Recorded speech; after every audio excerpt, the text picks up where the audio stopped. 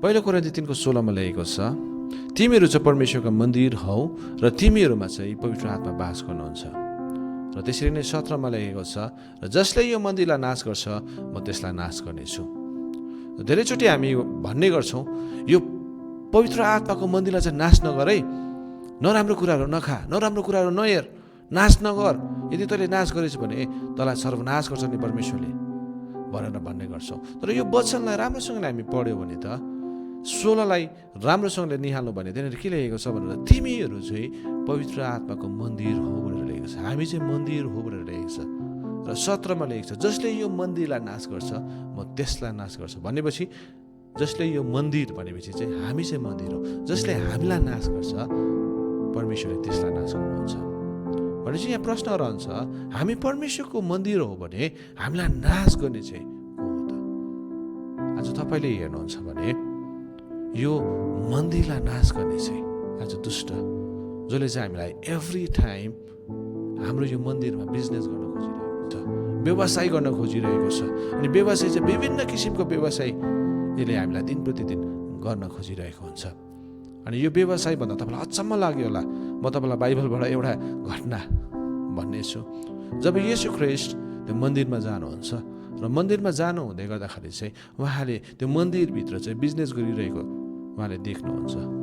अनि देख्दै गर्दाखेरि उहाँ छक्कै पर्नुहुन्छ। अनि के गर्नुहुन्छ भनेर भन्दाखेरि चाहिँ त्यो बिजनेस गर्दै गरेको हरेक व्यक्तिको बिजनेसहरूलाई चाहिँ उहाँले भत्काउन सुरु गर्नुहुन्छ।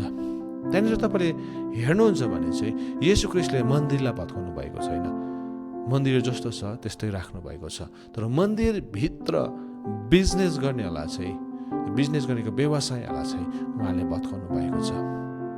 अनि त्यसले गर्दाखेरि म तपाईँलाई आजको दिनमा भन्न चाहन्छु, हामी चाहिँ परमेश्वरको मन्दिर हो र हामीभित्र जसले बिजनेस गरिरहेको छ नि, अनि बिजनेस चाहिँ आजको दिनमा त्यो बिमारीको बिजनेस छ, रोग कष्टको बिजनेसहरू छ, गरिबीपनको बिजनेसहरू छ। अब त यस्तै हो, त कहिले पनि जाति हुँदैन, तँ लाचार हो, यतिको त डिप्रेसन इन्जाइटीमा पनि बस्नुपर्छ भन्ने जति पनि हाम्रो माइन्डमा हालिदिएर त्यसले यो भित्र हामीसँग जुन चाहिँ बिजनेसहरू गरिरहेको छ नि, त्यो हरेक कुरालाई चाहिँ परमेश्वरले नाश गर्नुहुन्छ भनेर भन्नु भएको। अनि तपाईँ अनि म चाहिँ पवित्र आत्माको मन्दिर हौँ। अनि तपाईँ अनि यो मेरो मन्दिरमा चाहिँ हामीले कसैलाई पनि बिजनेस गर्न दिनु भएन, कारण यो मन्दिर चाहिँ पवित्र अनि चोखो छ। अनि यस ठाउँमा चाहिँ पवित्र आत्मा बास गर्नुहुन्छ। सायद आजको दिनमा तपाईँको हृदयमा थुप्रो कुराहरूले तपाईँलाई सताइरहेको होला, दुष्टले त्यो बिजनेसहरू गरिरहेको होला। आजको दिनमा भन्नुहोस्, मेरो यो हृदयमा तैँले बिजनेस गर्न सक्दैनस्, कारण यो हृदय चाहिँ प्रभुको घर हो। अनि यस ठाउँमा चाहिँ पवित्र आत्मा बास गर्नुहुन्छ।